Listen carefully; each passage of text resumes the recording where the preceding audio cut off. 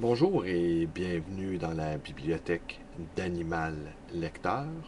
On est le 10 janvier 2012 et ce matin je lis Écrivain international d'Édouard Limonov. Je suis écrivain. Aujourd'hui encore, je suis sans le sou. J'avais 6 francs ce matin. J'ai acheté 4 croissants. Et je n'ai pas la moindre idée de ce que je mangerai ce soir. Il faudrait que j'emprunte quelques centaines de francs avant de toucher mon avance. J'attends le contrat de mon nouveau livre. Mais je n'ai pas encore trouvé à qui emprunter. Mon revenu annuel moyen s'élève en tout à 33 000 francs. L'ouvrier peut faire grève avec son syndicat s'il n'est pas satisfait de ses revenus annuels. L'écrivain, lui, est impuissant, sans défense, s'il n'est pas Norman Mailer. Mes deux éditeurs, le premier Ramsay et celui d'aujourd'hui, Albin Michel, se fichent de savoir si j'ai de l'argent ou non, si j'ai faim ou si je suis repu, s'il me faut des bottes neuves, c'est mon problème. De plus, je suis étranger. Je lisais hier encore, écrit en lettres rouges, haut sur un mur du métro, parasites étrangers, africains, arabes et juifs, dehors. À côté fleurissaient les commentaires, bravo, bien dit, etc. Le représentant anonyme du peuple français qui avait travaillé à cette inscription m'avait épargné. Parmi ceux qui devaient foutre le camp, il n'y avait pas les Russes. Et il ne disait pas non plus s'il fallait flanquer les écrivains dehors. C'est l'écrivain et non plus l'ouvrier le véritable opprimé dans cette civilisation, pensai-je avec tristesse. Des fenêtres de ma chambre du Marais, je peux voir des ouvriers gras et rougeaux construire patiemment le socialisme français, réparer une vieille maison. Je les envie. Ces dernières années, mes rapports avec les ouvriers regroupés au sein des syndicats se sont détériorés. Leur cupidité tranquille, leur insatiabilité, la position incroyablement privilégiée qu'ils ont gagnée dans notre civilisation m'irritent. Autrefois, ils vivaient dans des taudis surpeuplés, travaillaient 10, 12 heures par jour, et c'était horrible. Il semblerait maintenant qu'ils aient posé leur large cul d'ouvrier sur le monde entier. Je comprends qu'il est réactionnaire, voire dangereux de parler de la sorte, qu'étant de gauche, ainsi l'on peut passer à droite, que c'est inconvenant. Je comprends, mais je n'y peux rien. Les ouvriers ne sont qu'une clique de plus. Mais ayant été moi-même ouvrier, docker, fondeur, maçon, terrassier, cuisinier, serveur, tailleur, pierre en bâtiment, etc., j'ai tout à fait le droit de ne pas aimer les ouvriers.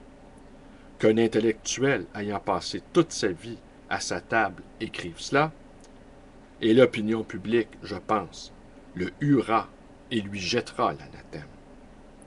Mais que peut-on me dire à moi qui ai commencé ma carrière d'ouvrier à 16 ans, comme monteur à Kharkov en 1960, et l'ai terminé, j'espère définitivement, en 1980 à New York. Mon dernier emploi d'homme de ménage et de cuisinier chez un businessman multimilliardaire est l'emploi socialement le plus élevé que j'ai pu avoir au cours de ma vie d'ouvrier qui a duré 20 ans. Je n'ai pas grimpé plus haut qu'un homme de ménage. Qu'ils aillent se faire voir, les travailleurs, qu'ils vivent comme ils l'entendent, mais personne ne me fera attendrir sur leur sort. La déification officielle du peuple, de la masse, professée par notre civilisation, que ce soit en URSS, aux États-Unis, en Europe, m'a toujours semblé être un abus indécent. D'ailleurs, je suis contre toute déification. Le matin, je bois du café et j'écris. C'est toujours avec effroi que je m'assois à ma table. J'aime mes œuvres lorsqu'elles sont achevées. Mais l'acte d'écrire. Oh, c'est avec plaisir que je m'en affranchirai. À 3 heures à peu près, je sors dans la rue, après avoir, malgré moi, regardé avec fierté les pages écrites. J'aime beaucoup marcher. J'ai fait des milliers de kilomètres dans les rues de Moscou, de Vienne, de Rome, de New York, maintenant de Paris. Chaque jour, je passe au moins 2 heures dans la rue. Ayant été un habitant de New York, ayant été par moments chômeur, j'ai passé des années dans les rues. Ma rue préférée est sans doute Broadway. Mais justement, parce que c'est sur les trottoirs de Broadway que j'ai été malheureux. Broadway trouvait toujours quelque chose pour me distraire de mes malheurs. Un joint partagé avec un jeune homme sinistre, un gros nègre nu joyeusement planté à l'angle de la 45e en train de se branler, une troupe de prostituées montées sur des talons hauts comme des échasses, fuyant mal assurées la rafle régulière, il se passait toujours quelque chose de distrayant à regarder. J'aime marcher à Paris, rue du Faubourg Saint-Honoré, sur les Champs-Élysées, le boulevard Saint-Germain, regarder les vitres des magasins chers, méditer et devenir mauvais. Les vitrines des magasins chers stimulent la création. J'ai parfois envie d'y jeter un pavé que j'aurais arraché à la rue, mais je ne le fais pas. J'ai peur du châtiment. Je respecte la loi. Obligé, il ne faut pas. Dans la rue, je regarde aussi le visage des femmes. 6 années vécues aux États-Unis ont fait de moi un homme pratique. C'est comme si je les détaillais, leur donnais un prix. Je pense avec plaisir au moment où je pourrais m'acheter des femmes désirées, lorsqu'enfin je gagnerais beaucoup d'argent avec mes livres. La femme que j'aime, elle ne m'aime pas. Vient de quitter Paris après y avoir passé quelques semaines avec moi. Après elle, il m'est difficile de me remettre à la diète, de me remettre à des femmes ordinaires que je n'aime pas. J'aime aussi m'asseoir dans un café et boire beaucoup. La semaine dernière, mon amie traductrice m'a invité dans un café où j'ai bu 3 demi. J'étais bien dans ce café. Dès que mon agent aura vendu mon livre et que j'aurai touché mon avance, j'irai dans un café et jouerai l'habitué. En attendant, d'autres sont assis dans les cafés. Qui sont-ils? Me demandai-je, mélancolique et envieux, en passant, vêtu de ma veste kaki, de mon pantalon noir moulant, chaussé de mes bottes rouges éculées, devant le flore ou les 2 magots. Certains d'entre eux sont peut-être des écrivains, des vieux.